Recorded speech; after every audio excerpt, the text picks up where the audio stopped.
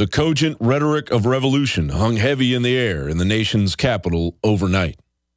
There is one last thing to which the people can resort if the government does not respect the restraints that the Constitution places on the government. Abraham Lincoln talked about our right to alter our government, or a revolutionary right to overthrow it.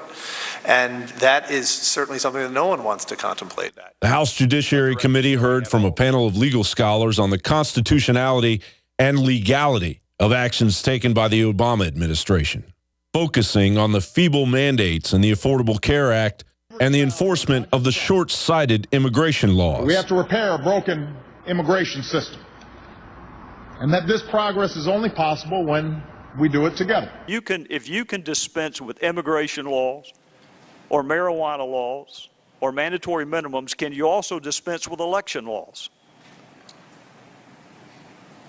Again, I think we've gone over this ground many times. Well, just humor me. Let's do it one more time. Can the president suspend election laws? No. Why not? If he can suspend mandatory minimum and immigration laws, why not election laws? Because we live in a government of laws, and the president is bound to obey them and apply them. There was a fight with James I about what was called the royal prerogative.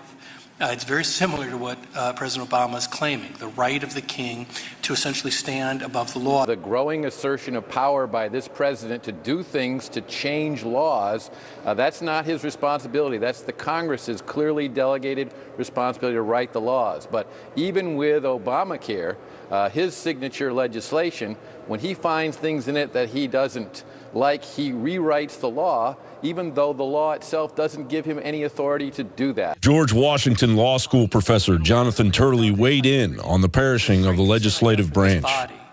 Is that it's not only being circumvented, but it is also being denied the ability to enforce its inherent powers.